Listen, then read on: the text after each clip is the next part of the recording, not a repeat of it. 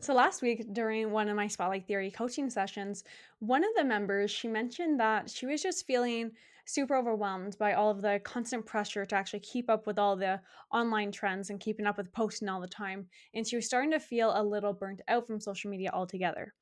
If you're feeling that way right now, just know you are definitely not alone. I have definitely been there too. But over the years, I've learned a few things that work for me to help me from staying away from social media overwhelm and the burnout that it could cause. So let's actually dive right into that. Hey there, my friend. Welcome back to another episode of the More Than Social podcast. Super grateful to have you here today. I am your host, Lisa Ann, and today we're diving into a topic that honestly so many entrepreneurs complain about outside of social media, but of course, not many actually admit it in the online world.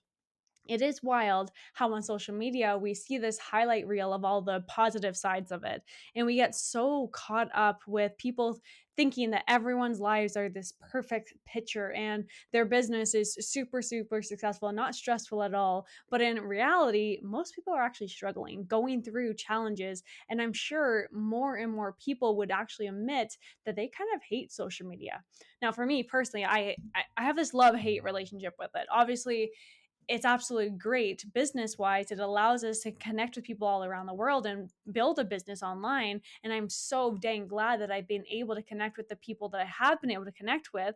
But yeah, like love hate relationship, absolutely for sure. There's that constant pressure of having to post all the dang time, following new trends that pop up, the changes with all the algorithms and all the conflicting advice of what you need to do today and what you need to do tomorrow and all this stuff. So I totally get it.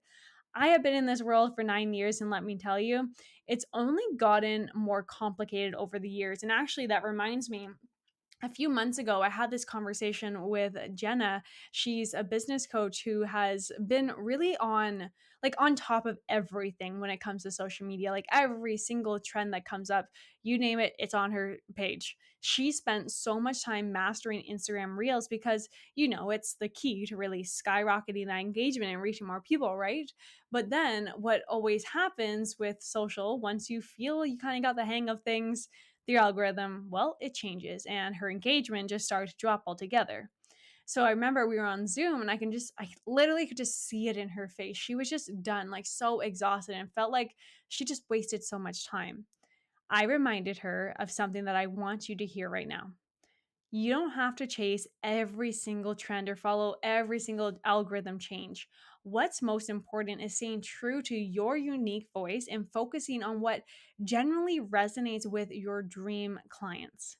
So, by refocusing her core message and just simplifying it back to have just real connections and conversations with people, Jenna found that her engagement actually improved altogether. And she realized that she didn't need to be everywhere. She didn't need to actually do everything. So instead, she could make a meaningful impact just by actually being herself. Another one that really stood out to me over the last couple of years is when I worked out with a burnout coach, helping them specifically with lead generation. So she was thriving on social media and she loved how it allowed her to be creative with her work. And then the next, she was just feeling the strain of it. So her passion for her work was so dang clear, and I absolutely loved what she was doing and putting out there, but she found herself caught up in that comparison game, constantly measuring herself against what others are doing in her field. That is honestly one of the hardest parts. When you start to pay attention to what others are doing in your industry, you'll see, of course, more and more of that content. Then you're going to start to compare even more. If you are falling in the trap, there's really five main things that I would suggest you do. First, we absolutely need to set some boundaries. Do what you got to do, then get the heck off social media.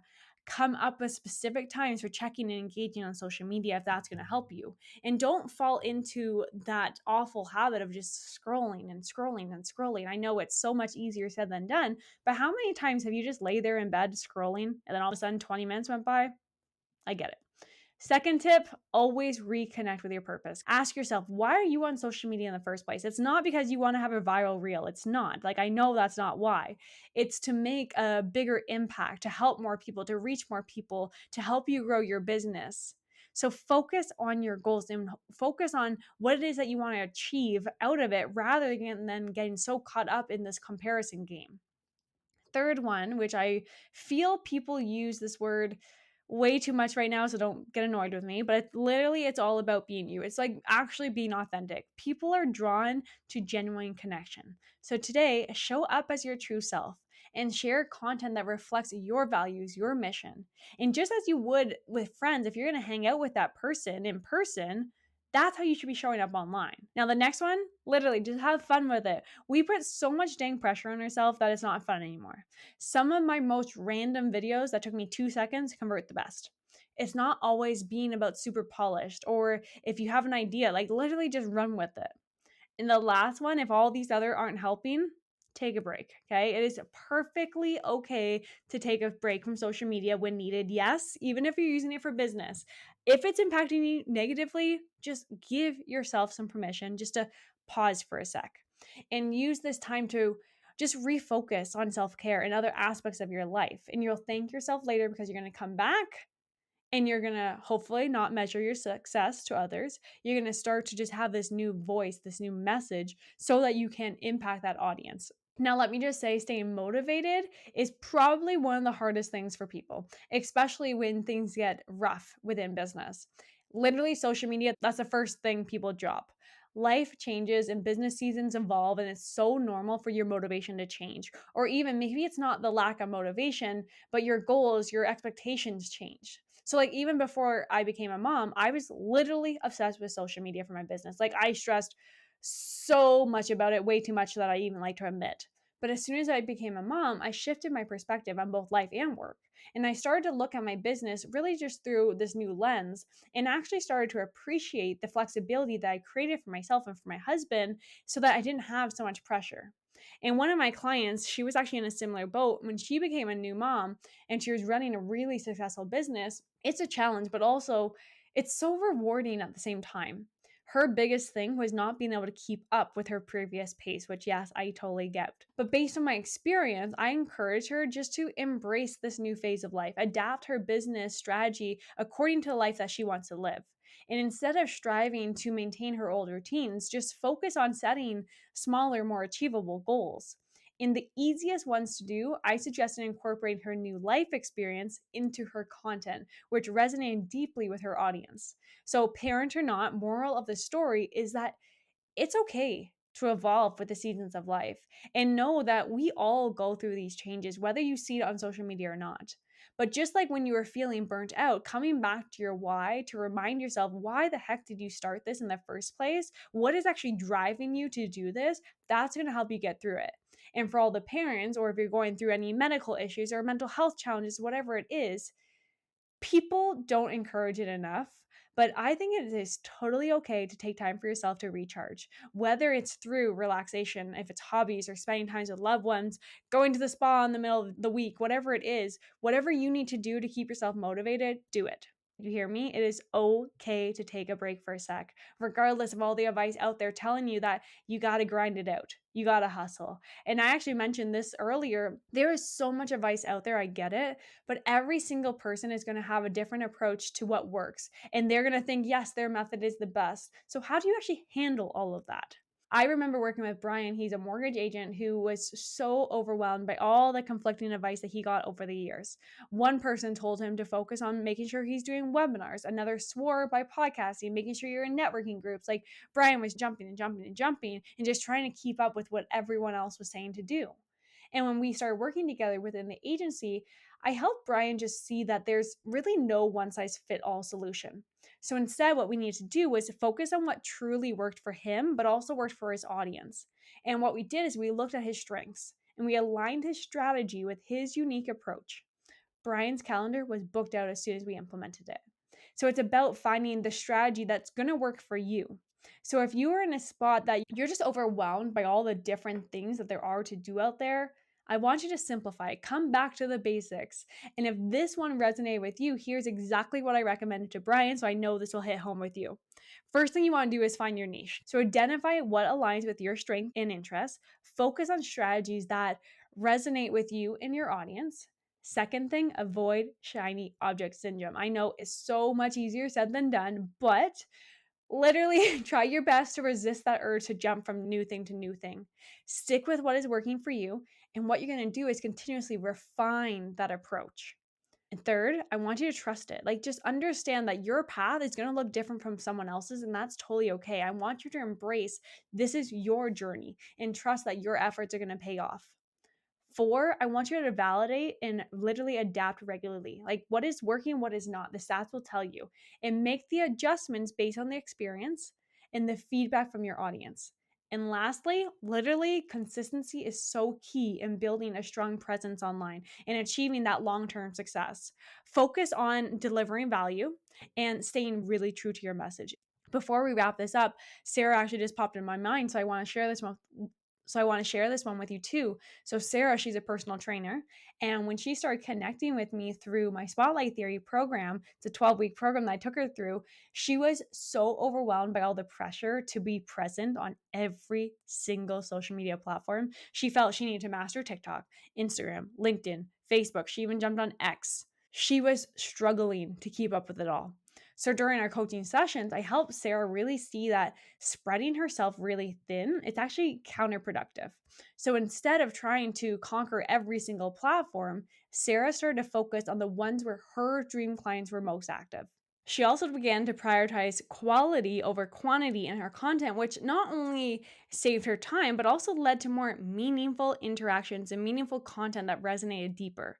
So, this is really the lesson I want you to take from today.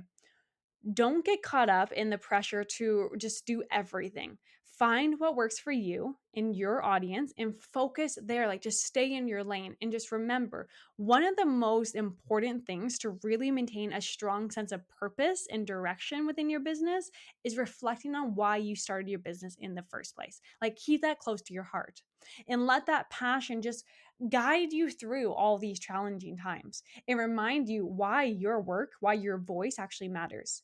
And I want you to embrace the flexibility. Like, really, I want you to understand that it is so damn okay if your strategies, if your goals, if everything changes and grows as you're evolving. Life changes, personal changes, market shifts, whatever is happening within your life, it's perfectly normal to adapt and change. Now, for me, like I said before, becoming a mom, things change. And it taught me to be more adaptable and to focus on what truly brings me joy and value to my life and my work.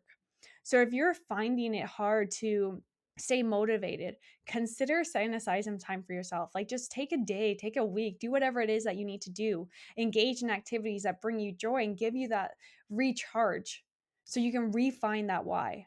And now, actually, let's address the issue of being bombarded with conflicting advice with the various experts online, because I know this is something really big right now. It is so easy to get lost in the noise. It's so easy to feel overwhelmed by all the different strategies and tips that every single person is throwing at you. And I totally get it. I've worked with so many clients who felt just like paralyzed by the sheer volume of advice and recommendation finding online, that they were actually constantly chasing these new trends and trying to implement every single tactic, that they stopped doing the work that actually matters. It's damn exhausting. It's counterproductive. It's not going to help you get to that end goal. The key is to focus on what aligns with your unique strengths, what aligns with your business goals, your life goals. You don't have to follow every single piece of advice or implement every single new trend. Instead, find what works best for you, find what works best for your audience, stay true to your path, and also just have some fun with it again. Like, what is the point in working so dang hard if we're not having fun? Like, that's one thing I want you to remember. Entrepreneurship is filled with ups and downs and ups and downs, and it's okay to feel overwhelmed at times. We're going to have struggles for sure. But the important thing is to stay grounded, stay true to that purpose, and reach out to support when you need it. And trust me, if you don't have someone to follow, like, send me a message. I'm here to support you with whatever you need. But regardless, I want you just to know that I truly, truly appreciate you listening to these episodes. If you're feeling that weight of the online world and you just need support, you need to connect with others, connect with me on social media, okay? And let's continue this conversation. Let's share our experiences, support each other through the ups and downs. And remember, you don't have to navigate this journey alone. I will see you next week, but keep shining, stay true to your unique path. Bye for now.